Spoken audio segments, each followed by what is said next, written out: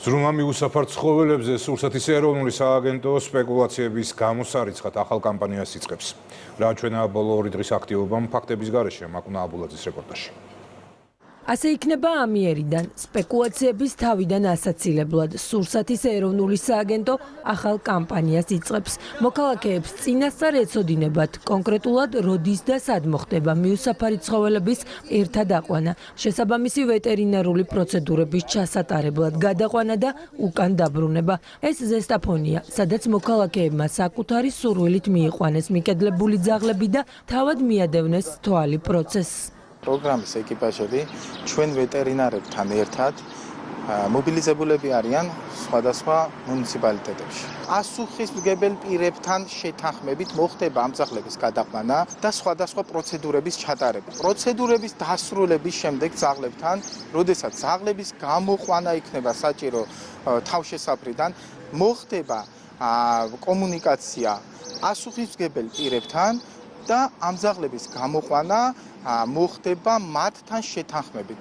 ინტერმუნიციპალურ თავშესაფარში შეყვანის შემდეგ იწყება ზრუნვა მიუსაფარ ცხოველებზე. ვეტერინარების საჭიროების შემთხვევაში ძაღლებს კასტრაცია, სტერილიზაციას უკეთებენ, ამოწმებენ სხვადასხვა დაავადებაზე, უტარებენ ცოფის საწინააღმდეგო ვაქცინაციას და ასე ყველა პროცედურის ჩატარების შემდეგ სააგენტოს წარმომადგენლები შინაურ ცხოველებს მათთვის ნაცნობ გარემოში აბრუნებენ. ვახდენთ დარეგისტრირებას ჩვენს ბაზაში და შემდეგ ვიწყებთ სტერილიზაცია, კასტრაცია, ცოფის საწინააღმდეგო ვაქცინაციას და ოპერაციების დამთავრების შემდეგ შესაბამის დოკუმენტის საშუალებით, რომელიც ივსება, გადავცემთ ეკიპაჟებს და ვაბრუნებთ შემოყვანის ადგილზე, საიდანაც იქნება შემოყვანილი ეს ცხოველები.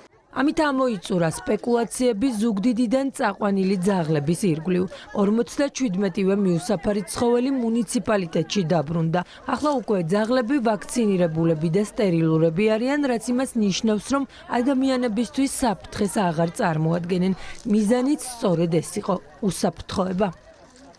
ბოლო რამდენიმე დღის განმავლობაში განვითარებული მოვლენები შეფასდა როგორც ოპოზიციის მხრიდან აბსოლუტური ისტერია და არაადეკვატურობა. პირველი კანონმდებელი ამბობს, რომ ტყუილების გავრცელებამ, თავშესაფარში შევარდნამ და დარბევამ, აბსურდულმა ბრალდებებმა თუ სენსიტიური თემის პოლიტიკური მიზნებისთვის გამოყენებამ მხოლოდ ერთი რამე აჩვენა.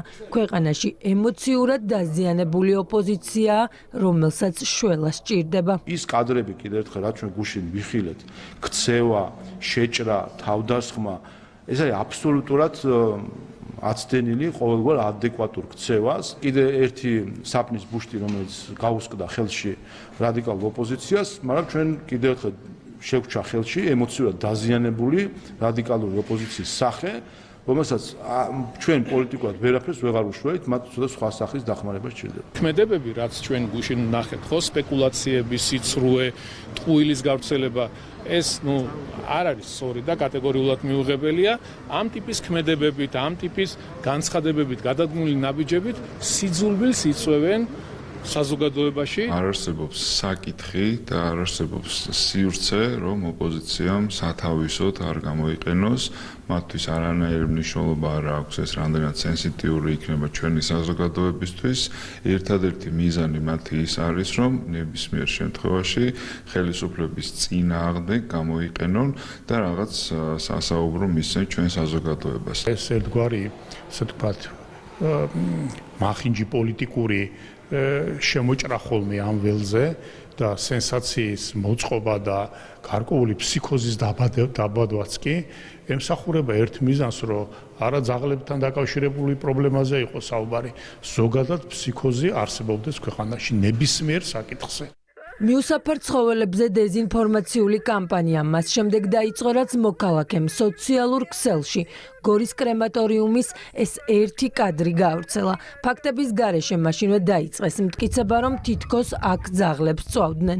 სინამდვილეში კი გაირკვა, რომ თავშესაფარში სტანდარტული პროცედურა ჩატარდა.